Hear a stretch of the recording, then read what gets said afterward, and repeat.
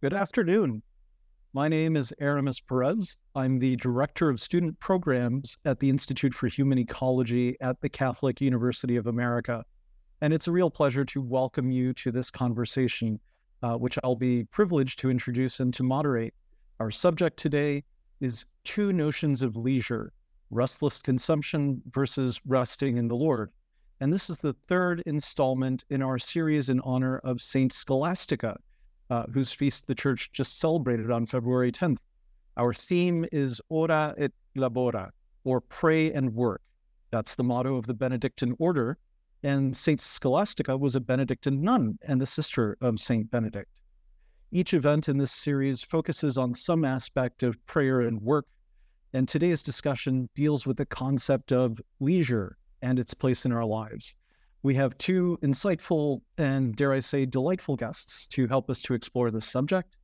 We'll begin with a short introduction of our speakers, proceed to our discussion, and then we need your participation and assistance for our question and answer session. So questions can be submitted here through the Zoom app, through the Q&A feature at any point during our conversation.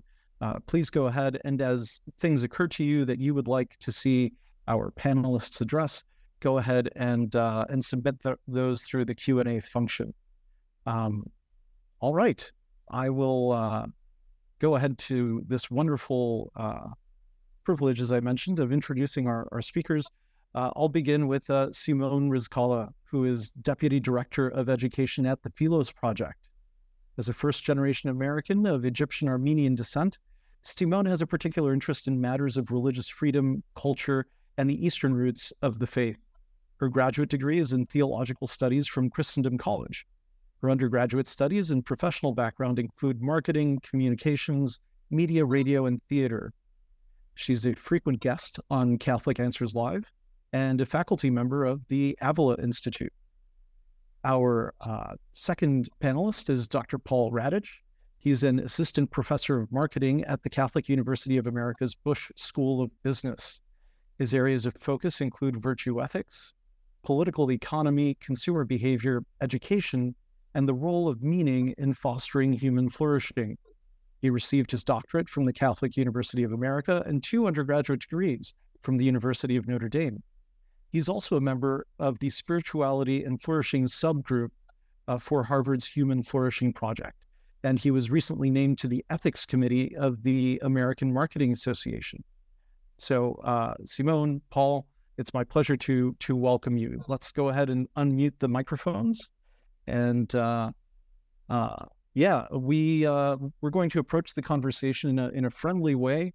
I feel like that's in the spirit of leisure. And when considering this topic, leisure and then maybe false notions of leisure, we can have many different associations come to mind. One of the first ones may be the idea of leisure as a kind of enjoyment, something that you do in your spare time. For example, leisure travel. Maybe you get to visit a beautiful place and enjoy fine foods with good friends. But perhaps we think of other images. Our imaginations might hearken back to the very beginning, and we might think of Thomas Cole's 1828 painting, The Garden of Eden, where in prelapsarian bliss, Adam and Eve kind of look off toward the skyline and all of the bounty God has created, and the goodness. Oh, there it is, actually. Paul just brought it up onto the screen. And in the lower left, near the figures of Adam and Eve, we have the small waterfall and gems that seem to emerge from the waters. So the bounty and riches of the earth are kind of there for them to enjoy without special effort. And in Scripture, at the end of the first chapter of Genesis and the beginning of the second, we have the incredible notion that God created and looked upon all he had created and blessed it and then rested. So we have an image of leisure perhaps right there at the beginning of Scripture. but it's not something that we think of as sort of foundational, maybe to our prayer lives or attitudes to life. So I would love to say hello, and then invite you to get us started, Paul, with a couple of words about what the classical and Christian ideas of leisure are, and give us a base for the discussion. Sure. Thank you, Ms. It might be easiest to start a little bit with the contemporary, the modern, just to get a sense, because maybe it's the most familiar to most of us, the sense that in the modern world, in the contemporary world, people value what is productive. So there's this divinization of work, if you will, and that happens both in communism and in capitalism, happens in many, many different areas. And so the idea that we're valued because of what we do, we're valued because of the work that we produce. And in that sense, if work is the highest good, then leisure is defined as the absence of work. Leisure is seen as, okay, well, I'm tired from work, now I'm just going to take some time off. And it's not just that leisure is the absence of work, but it's also leisure is the absence of work ordered towards becoming a better worker. So the goal of leisure in the modern world oftentimes is instrumental. It's so that I can do better next week. If you contrast that with the ancient notion, the classical notion, the Greeks had the sense of not a passive notion of leisure, but an engaged sense of leisure. That is, trying to engage our highest faculties in what is best in us. And so the sense of contemplation, the highest faculties of the human mind, the act of wisdom, trying to engage with the truth, with the beautiful, with the good. And in this act of contemplation, that was the highest act that the human being could achieve. So it's a very different notion of leisure. It requires a stillness and an ordering towards the higher good. And then when you, as Aaron has pointed out, when you bring in the Christian sense, and you realize that when you're contemplating the highest good, it's not just the order of the cosmos and the beauty of the cosmos, but you're actually in union with a person that is the creator of the cosmos, who entered the cosmos for you, right? And so there's this whole different realm of excitement, of active engagement in that relationship. So that's one distinction. And I wanted to share with you, in light of Saint Scholastica, my first introduction, in a way, you might say, to this different notion. I was an undergraduate. I think I was 20 years old. And I had an old family friend at a Benedictine monastery in Eau Claire, Wisconsin, St. Bede's Priory.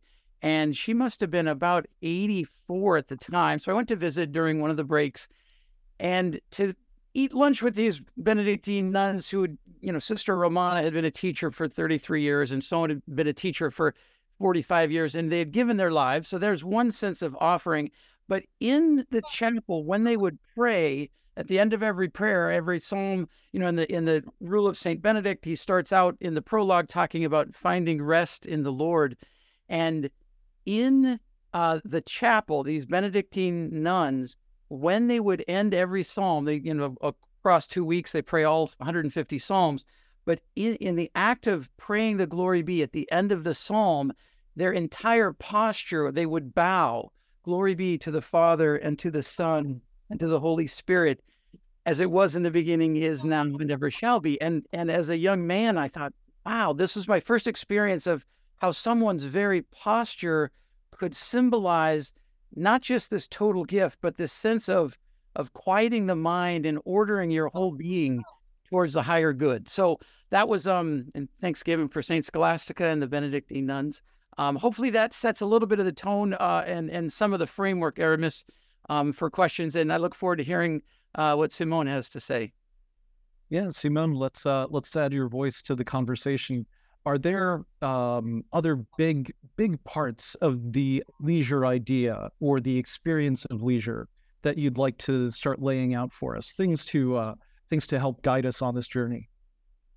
Yeah, I mean, I think in the beginning, I love this topic so much, so I'm so very honored to be invited into it. And so asking me a question like that, just there's so many different directions I can go into. I think this is the thing that I love to think about and talk about the most. when you mentioned in the beginning, Armis, about leisure and a kind of that in our modern day, leisure is seen, as a reduction to,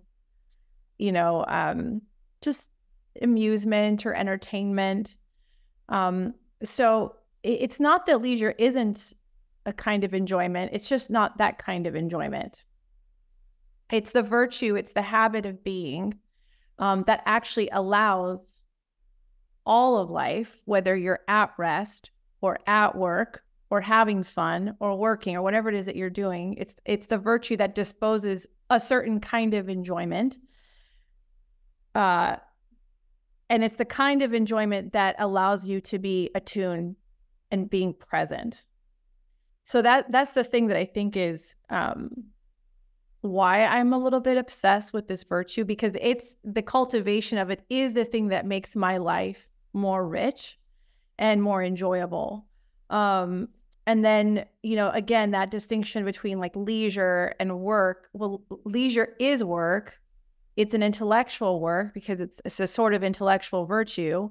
But it's not the kind of work that, Paul, you're talking about, which is that discursive kind of intellectual work that gains us knowledge. It's, as you mentioned with your lovely story about the Benedictines, it's a contemplative kind of intellectual work. So it's all very difficult in the best possible way, because everything in this culture is ordered to either what you were talking about, Aramis, like that sort of enjoyment, this kind of reductionistic forms of leisure, or that kind of work, Paul, which is the productivity and the obsession with productivity. So I think that cultivating this virtue is the most countercultural thing that you can do as a human being and as a Christian. Right. So leisure is a kind of enjoyment that surpasses other enjoyments. It's one that occurs when the human being is properly disposed. It's not something that simply happens whenever you're not doing the physical work, for example, or even intellectual work. It's something that needs to be deliberately cultivated. It's not some kind of default state, right? Leisure versus working. But I feel like there's still a little bit more we need to get at to help our audience understand more about the idea of leisure. And I know that we have we can count on your resources, but we can also bring in some other fantastic authorities. And I'm thinking of Joseph Pieper. And I feel like you are both indebted to Pieper's work. And I would love to hear maybe how you can bring Pieper into this conversation. We'll begin with Simone, and then Paul, if you'd please follow. Yeah, sure. Pieper gives us a great definition of leisure. He calls it a mental and spiritual attitude, a condition of the soul, an inward calm, of silence, of not being busy, and of letting things happen. So I think Pieper is the touchstone. Joseph Pieper, his book Leisure, The Basis of Culture, is the touchstone text, at least for me. He's my authority on leisure. And I think I shared with both of you in our previous conversations that reading this book for me, especially as a child of Egyptian Armenian immigrants to the United States, was a healing experience because it filled in the intellectual gaps. It gave me those philosophical categories that I needed to make sense of myself as a child of people from the Near East living in the West. Why was there such a massive disconnect between the culture of my home and the particularly Christian culture of my home and American culture and Western culture and even American Christian culture, American Catholic culture? So for me, it was very, very helpful. But I do love Pieper's definition, leisure being a mental and spiritual attitude, an inward calm, a condition of the soul, of letting things happen, of not being busy. Oh, thank you. That's beautiful, Simone. I've been very inspired by Pieper in many ways. In fact, when I was in graduate school, I would sometimes read one of his little books just on the eve of writing a paper, and then I would get this big inspiration, what I considered an inspiration, and I'd write the paper. So I've taken a lot of inspiration from him. His way of bringing the true, the good, and the beautiful from Platonism together with Thomism. So I've loved his approach, and in his work, not just the leisure, the basis of culture, but the companion work that often comes in the same book, the philosophical act. Getting into detail about what that really means has been real inspiring for me. And if anybody hasn't had a chance, it's really worth time contemplating his work. Another aspect of his work, though, he has a book called Only the Lover Sings, a very, very small work, but very inspiring.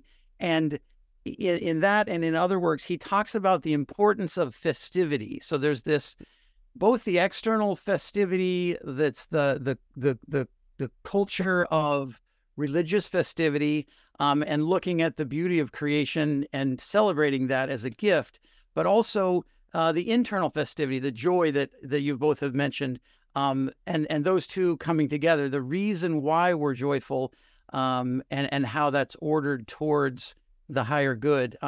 So I've been inspired also by some of the Near East theologians, the Cappadocian fathers, in particular, Saint Gregory of Nazianzus. And many people are probably familiar with, the definition of the human person, the human being that the Greek philosophers use the rational animal, the zoon logikon, but Gregory of Nazianzen and others pick up that and take it to a different level by calling the human being the zoon theoumenon. And the theoumenon has that root of theos, of God, but it's a passive participle. And so it really means the animal that is being divinized. The animal that is being divinized. And so the way I see, back to the earlier conversation about the difference between the contemporary world and the classical or Christian world, if Sunday is an afterthought, if the weekend is an afterthought and everybody's working for the weekend, like the old song says, and it's just for the sake of resting so I can work better next week, there's a real poverty of spirit there. Whereas if the Sabbath, if Sunday is the goal and the culmination of human life, then it's not just an afterthought, it's a suprathought. That is, it's the telos, or the final end of what we're doing, and it's a foretaste of heaven, ideally. Now, do we always live it that way? No, sometimes we go shopping, unfortunately, or we do other things.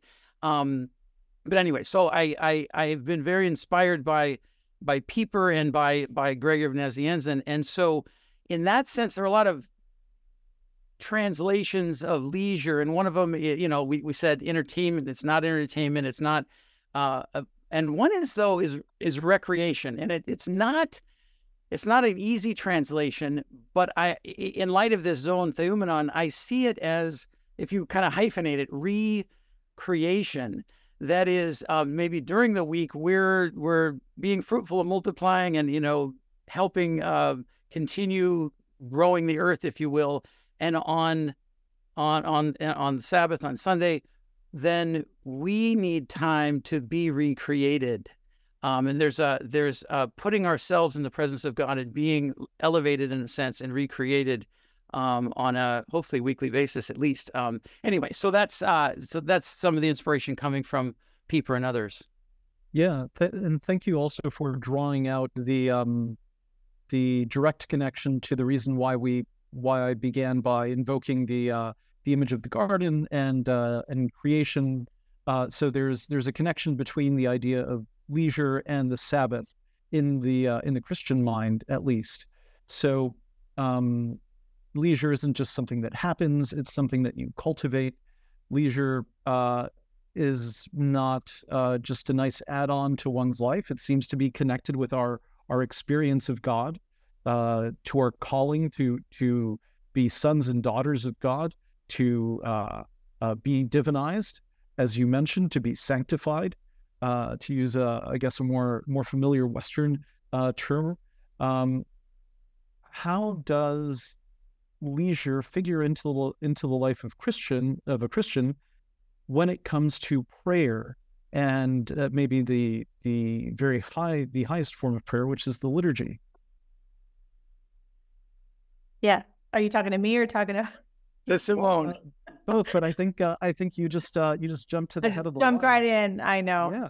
Again, always so enthusiastic to talk about this. I love any other way. I can't help it. How nerdy. But if you're at this webinar, then you have to be the same sort of person, right? And Paul, I appreciated so much that you brought in the element of joy and festivity as the height of leisure, because another definition of Pieper's of leisure is a cheerful affirmation of one's being. And I think to connect the dots, Aramis, between what you're saying in terms of like leisure and prayer and the Sabbath, it's that, why do we love, it might be snowing where you are. Why do we love snow days? Because it's out of our control that we can't do the thing that, we thought we were going to do, right? It's this reality that has imposed itself on us, namely the weather. And now it's something that we've let happen because we kind of have to let it happen. So we don't have to feel guilty about the lack of productivity or whatever. And we can have this kind of joyful spontaneity, right? That is a microcosm of what our life could be in a certain sense. Not that we shouldn't have plans and schedules, but that within our plans and schedules, there is leaving room for reality to impose itself. In other words, God, the Holy Spirit, and so forth, right? And I think about the parable of the Good Samaritan, right? That he had to be in a state of leisure to be able to notice the man that needed help and then redirect his course to be able to do that. In this sense, leisure, this capacity to see what reality is actually imposing on us, life becomes adventurous. When John Paul II talks about the Christian life being one of adventure, to sit back and go, well, what does he mean by that? I think he means something like this, that we make our plans and we have to, but we leave room for this dialogue with God, who then is going to reshape, redirect, and detour it. The interesting thing about leisure is, and so much of our life is kind of arguing with God, which is there's a biblical precedent for that and not untrue. So I think of Saint Teresa of Avila, if this is how you treat your friends, Lord, no wonder you have so few. But then there's the fun part, which is kind of the collaborative, right? When you get to that point in your relationship with God where you say, oh, okay, well, I see. This is the collaboration. This is the colliding of two freedoms, as Pope Benedict said. And so how am I going to step into that? So it's not an accident, obviously, that the contrary vice to leisure is acedia, which is the heart of which is autonomy. I'm not going to dialogue with you. I'm going to do it my way. And then acedia is understood as sadness, as a habitual sadness, which, Paul, you were talking, talk about a lack of joy, this sadness, this grief, which is so characteristic of this culture. So Christian, so. Absolutely. Go continue, then I'll jump in. Oh, please. I'm so glad you brought up acedia because a priest friend of mine had written his dissertation on it, on Pieper, and in response to the culture. And so that brings back Pieper again. And as Simone had said, you said, Simone, that it's this this sadness, and in particular, the way Aquinas talks about it, it's a person can see the invitation to become divine, or see the invitation to enter into relationship with the divine, but then it seems too hard, too difficult, too many things I got to let go of, sort of like the rich young man who walks away. And then there's a sadness. And so where does that energy of the human spirit go? It either goes into workaholism to distract us, or it goes into consumerism and we just buy more stuff, right? And then it'll distract us. And so I think that the poet T.S. Eliot said it really well, that people in our culture, that we're distracted from distraction by distraction. And we're just wandering, sometimes aimlessly. And so this sense of acedia, if we allow it to, if we give in to that temptation of sloth or not seeking the higher good, the human spirit desires the infinite. And so we're going to look for the infinite in an endless sequence of finite things, and we're going to ultimately be disappointed. And so that I think, I hope I'm not too soon in talking about this, Aramis, but some of the work that a colleague of mine and I are doing in the consumer behavior, consumer ethics realm is a paper asking the question, do human beings have infinite desires, or do they have desire for the infinite? And when those two things are confused, how dangerous it can be for the consumer and overconsumption. But we rely on Augustine in his thoughts in his writings, that the love for the higher good will put order into the love for the lower good. So it's not that we shouldn't ever eat good things, or we shouldn't have fun and enjoy things. It's that if that becomes our life and that's the end goal of our life, then there's a real emptiness there. But if we have the highest good, and we have this relationship with God, then it sheds light on everything else, and we see life as a gift. And that's one of the fundamental differences, I think, that Pieper points out, the difference between seeing the world as a random allotment of dust, and we're here for a short-term amount of time, and we just want to get the most we can, versus, and in that scenario, then we become responsible for finding our own meaning and creating our own meaning, which is a pretty heavy burden. The other alternative is you look out into the world and you see the beauty and the order, and you realize, wow, this is a gift. This creation is a gift. It's a gift to us, right?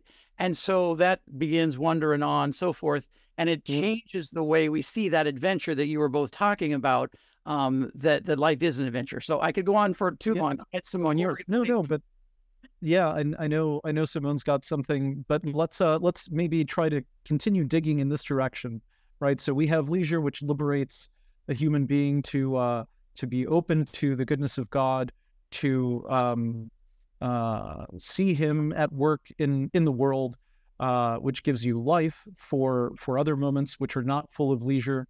And then we have acedia, this kind of spiritual sadness, this vice which draws us away from the Lord.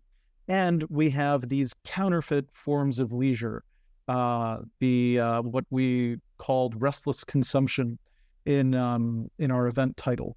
So what is it that we're seeing? What is it that we experience? Maybe we're speaking mostly from the perspective of 21st century Americans, but let's see what's going on in the culture and what your work has to say about these ideas. Go ahead, Simone. Say, where do I even begin? Goodness, there's just so much, Aramis. I think one of the biggest battles we face, at least in the church, is to look more Christian than to look Western and consumeristic. There's a lot of religious consumerism, I think, which is particularly upsetting for me, because this is the virtue that we should own, and we don't. We truly don't. Parishes are just as busy as we are, and they ought not be. And that takes a lot of courage. So when I think about, especially John Paul II asking, I think it's in Evangelii Nuntiandi, that parishes ought to become schools of prayer, and how much that seems to be the last thing. Not that parish, and sorry, this is not a spirit of accusation, right? But that to have prayer gestures or prayer programs or prayer organizations isn't the same thing as helping us as Christians become the sort of person who is a leisurely person. That, I think, is very difficult for Western Christians, because we do judge things on productivity. We do judge things on how it's a reward to be considered busy, and that somehow is considered important. But parishes should not be busy. Christians should not be busy, period. To say I'm busy or things are crazy, or I think that should be a scandal for Christians. How does this busyness stand in the way of authentic prayer? Because you can't pray if you're busy. I mean, you can rattle off a rosary, but will you meditate through it? Will it be contemplative? I think that's the real problem. So look, it's a relationship with God, right? You can talk to him, but it can be superficial, or it can remain on a certain level. But if we're talking about a deep cultivation of the interior life, of deep contemplative and meditative prayer, where you're able to recognize God's voice in your life, that sort of high level of prayer in the interior life demands leisure. If on a natural level, your life is too busy and too distracted, as Paul mentioned, it's not possible to hear God's voice because it's a subtle voice. God's voice is subtle. He's pretty hard to get. Whereas Ratzinger says he's the hidden God that demands that we go out into the Exodus to reach him. That's a lot of work, of a different kind of work. The work of saying no, the work of self-knowledge, of refining the activities that we're going to commit ourselves to or not. It takes a lot of being deeply rooted to be able to not, as Paul mentioned earlier, judge oneself or others based on the resume, right? What is the one thing that I am being called to, or the few things that I'm being called to, and the rest I have to let go of. Oh, beautifully said. And it leads me to two I guess, follow-on comments. One is based on what you said, Simone, a passage from, I think it's, I don't know, it's first or second book of Kings. It's where Elijah is in dialogue with God and asks in some way to see God. And so first there's this hurricane, driving wind and rain, but God is not in the driving wind and rain. And then there's an earthquake, you know, the big rumble, which is pretty scary if you've ever experienced one. But God was not in the earthquake. And then there was fire, you know, but God was not in the fire. And then Elijah hears a still small whisper, and he hides his face in his cloak and goes in the entrance to the cave because he realizes this is the presence of the divine. And so if we live our lives in this sort of consumerist spirituality, we're looking for God in the big event. We're looking for God in the hurricane or the earthquake or whatever. And to your point, if we're not ourselves still and calm, it's going to be very hard to hear the whisper of God in our hearts. And the other thought I wanted to follow on with is that acedia comes, you know, from the ancient languages, meaning no care, like the sloth of the sadness of spirituality that you can't achieve, or you fear that you can't somehow attain that relationship, maybe because of what you can't let go of or whatever. That acedia or sloth comes because, and the result is you don't care about anything, right? You don't care about what's most important to you. But I want to contrast that with a different kind of leisure or lack of care in St. John of the Cross. I forget which one of his poems it is, but at the end of the stanza, he says, you know, well, first of all, at the beginning of the poem, he says, now that my house is all stilled, you know, I can go out in the night seeking the Lord. And so his house, his heart is stilled, and he can go out. And then in the end, when he finds God, he says, leaving my cares forgotten among the lilies. And that's such a beautiful, like, we've found the Lord, and everything else, you know, will take care of itself. We don't have to worry. So there's a different kind of leisure in not caring as much about the worldly things because we have found the highest. Anyway. Oh, I love that. I also find it so fascinating how well the secular world diagnoses the problem without proposing a long-term solution. I mean, the self-care movement is huge, right? Now, getting a massage is not the same as cultivating the really hard work of this virtue, right? But the secular world is not wrong when it sees there's a problem, right? They don't have fancy words like we do. This is a problem of human dignity, right? Or everything that you just talked about. But they understand something's off. We understand something is off, and there needs to be a remedy to it. And the connection between the Sabbath and dignity and leisure and self-care, it's all connected, because if you don't have that attentiveness to reality, how can you see your brother and sister or that, the existential orphan who needs to be discipled. I mean, one of my and again, I'm not saying anything new. We're in the midst of a new evangelization in the church. We're a church in crisis, right? We ourselves have to re-encounter Christ, as the Holy Fathers have noted. But I, as a former high school teacher, I deeply lament that when a student goes through a profound conversion, that I cannot say to them, hey, go to your local parish, spiritual mom and dad will be there, not busy and ready to disciple and spiritually adopt you, right? It's not that they're not there, but we're not focused in on that, right? There is a lack of, and something that I think it was George Weigel said this, that was really helpful. He said, at every Easter should be each of our own examination of consciences, asking, how many people did I introduce to Jesus this year? That's a fantastic question. But in order for me to be able to introduce someone to Jesus, that means I have to have time for that person to introduce them to Jesus, which means other things have to go away. And it's a true death to self. When the scriptures talk about, unless a grain of wheat fall to the ground and die, sometimes I think we take it so dramatically. I think it's all those little things that we want to do that are really good ideas, but we simply can't prioritize with the bigger things or with the other little things that God has for us. I think that, to me, at least in my experience, my death to self comes from that thing that I wanted, that hobby that I want to do, that friend I want to cultivate over there, but simply is not possible in its very short, limited life. Yeah.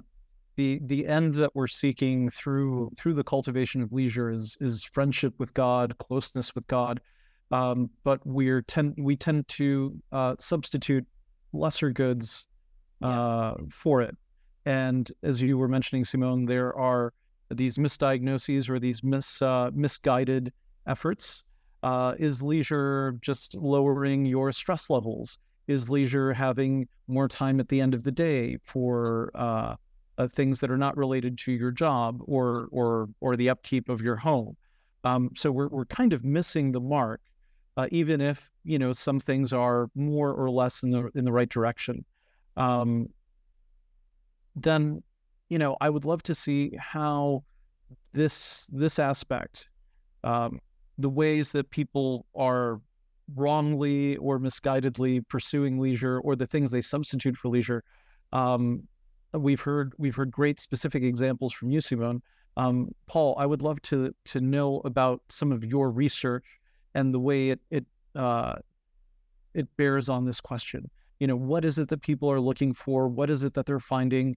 And how are you bringing light to this through your work? Sure. Thank you. I could listen to Simone talk all day, so I'll try to be brief. And I know that there are questions from the group here, so it'd be great to get people's questions and interaction, but to try to be quick about it. We've been doing research in consumer behavior in other areas, and there's a lot of research that shows how people's engagement with social media has this built-in addiction to it. It's not even the content, it's just the mode. As Marshall McLuhan said, the medium is the message. That is, the very mode in which someone presents something to us, says something, or conditions the message itself. And so almost regardless of what the message is, the mode of people engaging on devices that are very short-lived in terms of the cycle of what they're engaging with. So it is dangerous. And then when you add in the content that's coming there, it can be even more dangerous. So there are some researchers in marketing who've developed a cycle they call the disenchanted enchantment cycle. And they're just observing what goes on in consumer behavior. And they actually use the ancient Egyptian symbol of the Ouroboros, the snake that reaches around and bites its own tail, as a symbol of people getting excited about the next new technology, and then they get it, and then they use it, and they play with it, and then they get satiated, and then they get disappointed, and then they wait for the next big thing, and then it just goes in this endless cycle, right? And they're describing this. They're not advocating it, but I don't think that they were circumspect enough to realize just how destructive this is, right? And so that's where we're saying, how do you break out of that cycle? And my co-author made this comment. She said, that disenchanted enchantment cycle has a lot of parallels with the medical literature on addiction. And so we put those, juxtapose those so that people could see that. And the two answers to that from our tradition. One is at the level of the moral virtues and our desires, right? Temperance. How does temperance try to help us moderate our desires? But I think that is only a partial answer, because it's one of the lower virtues, right? We have to go to the higher virtues, being the intellectual virtues. And to the degree, as I mentioned earlier, if human beings, if we have these infinite desires and all we focus on is the moral side of things, of temperance, where it's like putting a pressure cooker, putting a lid on a pressure cooker, it might burst at some point. But if instead we focus on finding the fulfillment of those desires for the infinite through the intellectual virtues and the spiritual virtues, then I think it can it can help liberate people a lot. And they realize, I don't have to find my fulfillment in these passing temporal things. The last thing I'll mention, just to follow what Simone said about engaging with the culture, and it turns out that the secular literature of positive psychology has come to similar conclusions, which is very interesting. In the late 90s, early 2000s, Peterson and Seligman had put together, they canvassed all of the traditions across the globe over thousands of years, and they boiled it up to 6 what they called character strengths or virtues, and the 4 cardinal virtues that we look at, and then 2 of them are closer to the spiritual virtues or faith, hope, and love. But one of them they call transcendence. And within transcendence, and they see this across cultures, is there's some of the sub-virtues: wonder, gratitude, humor, hope, and spirituality. And each of those, they don't talk about this, but in thinking about it, I've realized each of those is a response to something. Wonder and awe is a response to beauty. And I think beauty, maybe we can talk about this in the Q&A, there's a sense of how when you see something beautiful, you're beholding it, but you're also beholden, and there's an arresting of the person, and it helps us to have a moment of leisure in awe and looking at it. Anyway, and so, gratitude is the response to gift. Spirituality is a response to the divine. So all these have a response to something. But anyway, go ahead. Well, no, thank you for giving us all these different points to grab onto. It's I think very interesting that other people with other approaches to knowledge, not coming from the Christian tradition, are happening on some of the things that great saints and spiritual masters have noted and taught in the light of the gospel for many centuries now.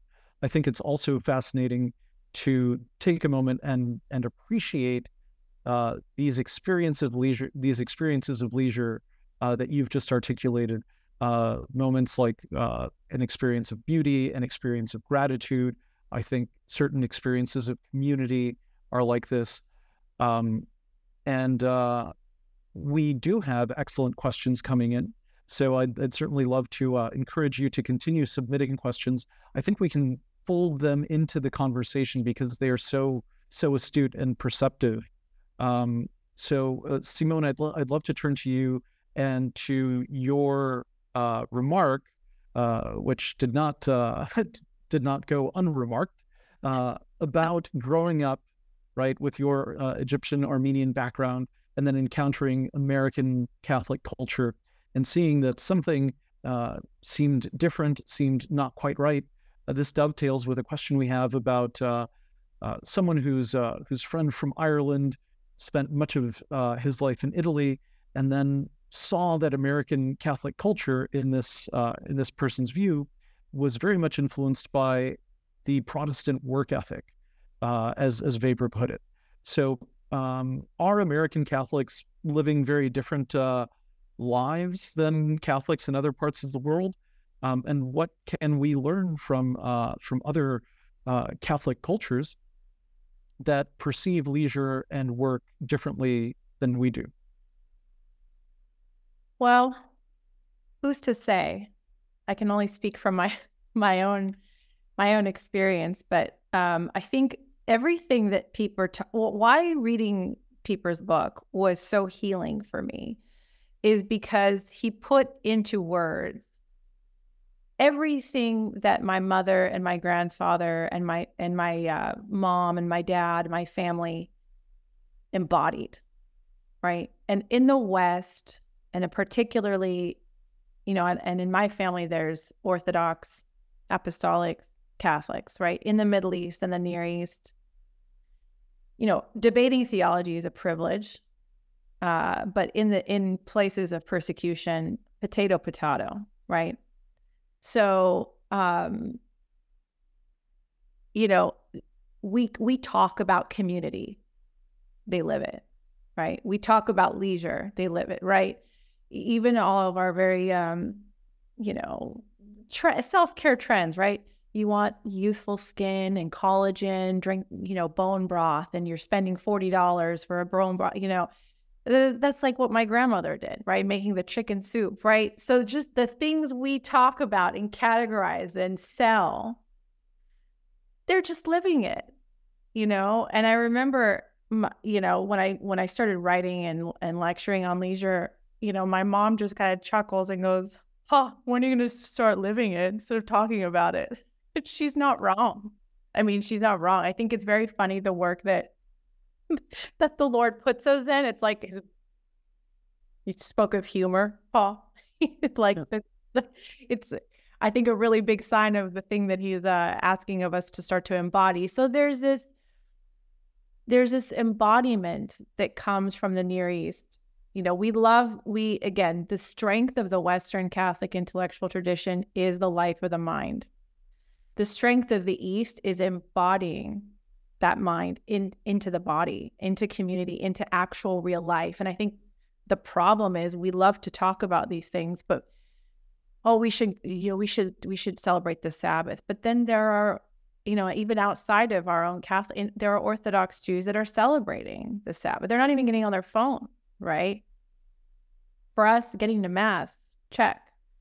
But are we doing a Lord's Day dinner? Are we really, really unplugging? Do we really experience Sunday as a recollection, as a place of memory, as of our human dignity?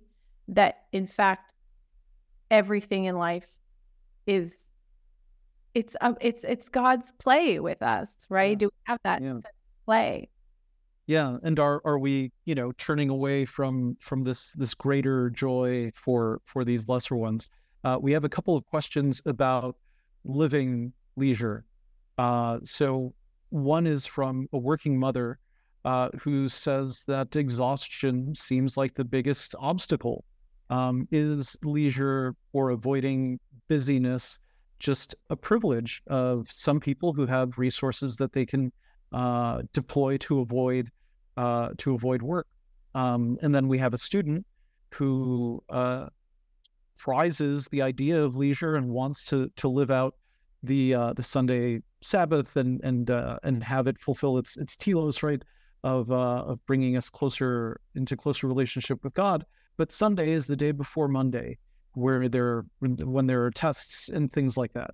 So these obstacles, in a very practical way, drawing from your own lives, and also your knowledge and what you've learned from others, give us a few pointers for these kinds of situations.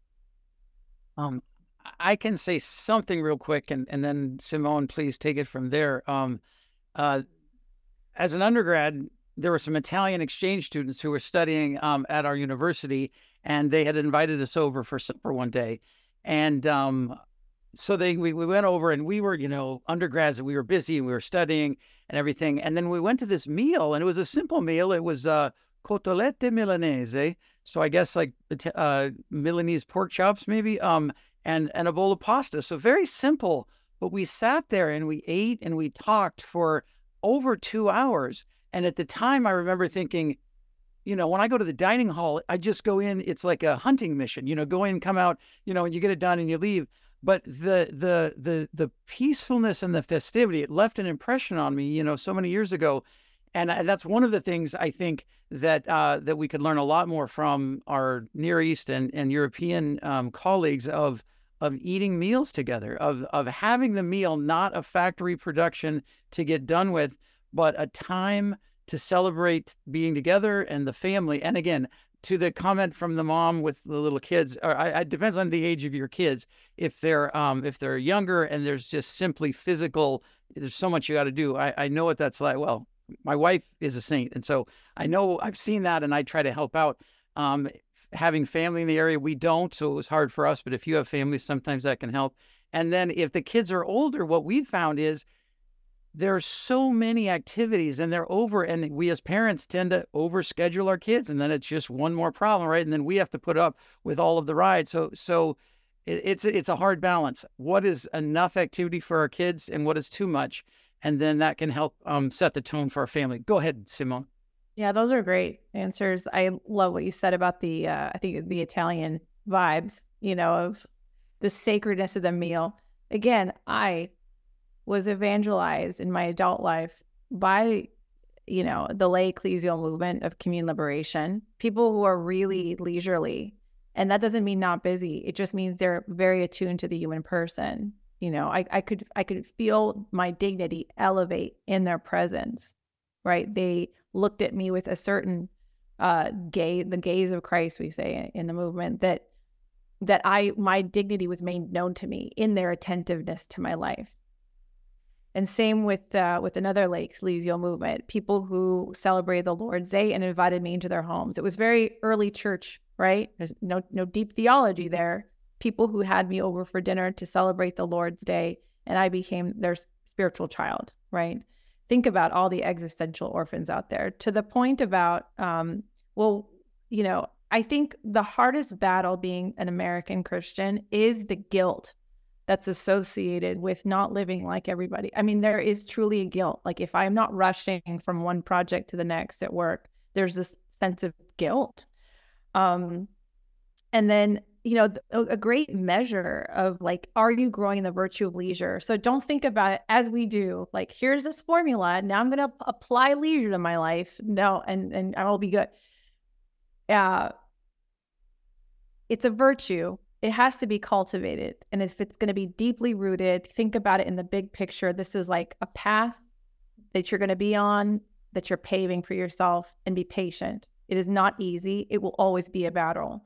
Evagrius, the desert father who spoke of acedia, the contrary vice, said that he thought it was the most demonic of all the vices because the heart of it was autonomy.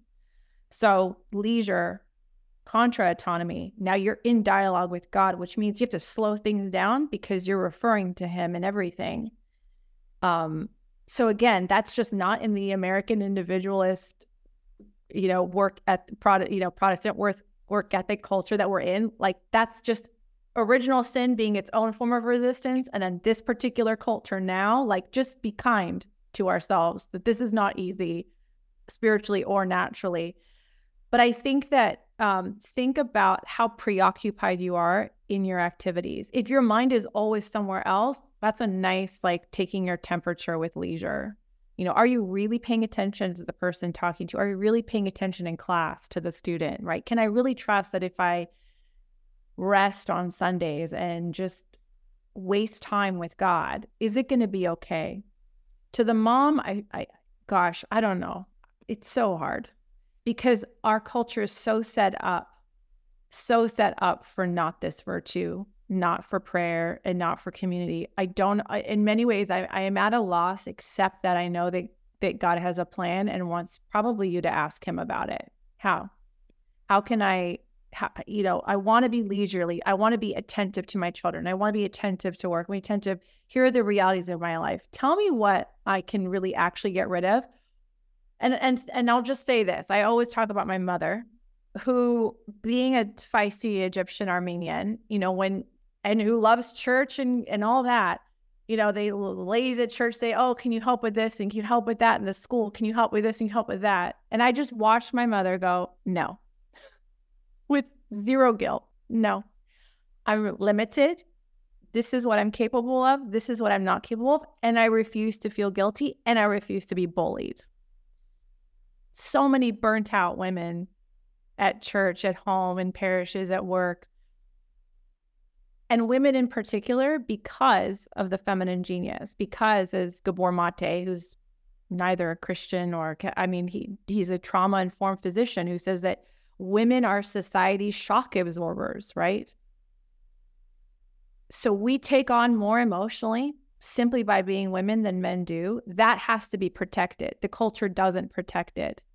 So be aware of it, be kind to yourself, and keep that in mind. Women are 3 times more chronically ill than men because we live in a very toxic culture when it comes to these things. It's not a Christian culture. It's not even a humane culture on any level. So I don't have the answer. I don't have a quick fix, but I guess the only thing I can say, because moms struggle with so much guilt and comparison, just don't. There is a tone of asking for help in some of our questions, and we appreciate that you've trusted us with these questions. And there's a wonderful ray of light shining through here that someone has invoked, addressing the idea of contemplation. One of our audience members has mentioned that contemplation is like being with Mary and looking at our Lord, being with the Blessed Mother and looking at our Lord. Can we rely on that example of the Blessed Mother to assist us? And do we find that people perhaps need to learn from that example? Another dimension of the questioning and desire for assistance, I think, comes through when another one of our audience members is offering another example, I think, as help for those who are struggling with these questions. And this audience member mentions Saint Josemaria Escrivá, who has a spirituality where work, leisure, and rest have their places, and they lead toward holiness. So let's take a moment. We're almost at the end here, but taking a moment to maybe look at the example of Our Lady, especially, and her relationship to the Lord, and the idea of contemplation. Tell us how we can learn from that example. I'll tell a quick anecdote, and then Simone can finish us off. I was an undergraduate on a retreat with a bunch of guys, and one of the fellows on the retreat had escaped from Turkey as a child with his family, and then immigrated to the United States when he was 12 years old. And in this small group on the retreat, he was saying, I got to the United States, 8 years ago, and I've been looking for Christians, but I haven't found any yet. And we're all thinking, wait, this is a Catholic school. What do you, so I said, well, what do you mean? And he said, people who are soft and slow to anger. And I thought that was so beautiful. And I think it relates to a few of the questions that people have typed in the chat. And it also very much relates to leisure, that to what degree, like, what if that was the criteria of our holiness? To what degree am I soft of spirit and slow to anger and welcoming to these existential orphans that we're talking about? And the last thing I'll say is, I know that some focus has been on the parish, and different questions are about what's a good example of a parish. I wonder to what degree it's beyond the parish. It's in the domestic church of the home, and of having homes that help draw people in, to the faith and show the example, the way that a solid marriage is an existential witness to the culture. Anyway, so those are an attempt. Go ahead, Simone. I don't know if I can top that story, Paul. That's absolutely fantastic. But I think, gosh, there's so many directions to take the Marian element, because, Pieper talks about that other form of intellectual work, which is the contemplative, and the quality of that being receptivity, which is completely what Our Lady is about, that receptivity. I would say that the benefit of leisure, of working on that habit of being where you're not preoccupied, does put you in touch with reality. namely God. And that does awaken, like you said, Paul, that gratitude, that humility, which is so characteristic of Our Lady. In that humility, then that becomes our touchstone discernment point for the things that we must let go, the people who Holy Spirit is trying to introduce into our lives. And that sense of freedom that even though maybe my ideas about things aren't playing out the way that I want, but the ideas are not as good as the inspirations and the reality that's being imposed and proposed to me by God. And in that, because I've chosen not the way of autonomy, but the way of a child, I have a father, I am accompanied, and I'm free in that. I'm totally, totally free in that. And if we as Christians can be free like that, the way that leisure makes us free because it makes us able to pray, then we're going to look extremely different from this culture, which is the opposite of freedom. And this is really the Christian calling, to follow in the footsteps of Christ is to become like Christ, to put on the heart of Christ, to see with his eyes, to be his hands throughout the world. And we do that by resting in the Lord, right? So we've, I'll say that officially, as a result of our proceedings, we've rejected restless consumption, and we'd like to embrace resting in the Lord, with His grace, of course, but also some doing on our part, doing not only on our own, but as Christians and brothers and sisters in community. We can approach the Lord with a Marian heart, always focused on Him, always focused on what He is asking us to do, and on His goodness. I think that we'll need to wrap up here. Thank you all for your questions and for joining us. Okay, we can do a final thought or two. I see that Paul's got one. But this small experience of community that we've had online, and sorry that we weren't able to get to all of your questions. This is something that we can begin to practice with more people in our lives. Maybe this sort of conversation is one that you can have on a Sunday with friends and family. Just a suggestion to our audience. Let's hear from you, Paul. The only thing I wanted to say out of East to everyone is that I hope this is just the beginning, and a lot of people have asked some great questions, and I would love to continue the conversation offline, on phone, through email and so forth. So if you're ever in Washington, D.C., come and visit us, please. You can find my contact information at the Catholic U website, and Simone's, I think, is online if you have questions, or maybe Aramis in a follow-up email, you could send our contact, whatever works best. Well, thanks for extending that invitation, Paul. Simone, do you have a final thought? Sure. Yeah. Just, Paul, I agree. Let's all get a leisurely coffee together if anybody's in DC. But my blog, culturalgypsy.com, on the resources page, I wrote a litany of leisure and a biblical examination of conscience based on leisure. So if anybody is interested in praying with those, you can find them on my blog, and feel free to, as Paul mentioned, just email and reach out if you want to talk through more of your questions. And, I never get tired of talking about this, so feel free. Wonderful. Well, I'd like to extend an invitation to all of you watching to follow the work of the Institute for Human Ecology. That's ihe.catholic.edu, our website. We've got listings of upcoming events, as well as resources and recordings of past events. Please connect with us.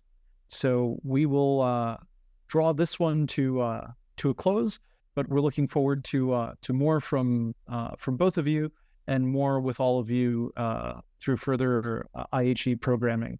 All right. Goodbye. Thanks, Aaron. Bye-bye. Thanks, Simone. Thank you all. Bye, everybody. Thank you.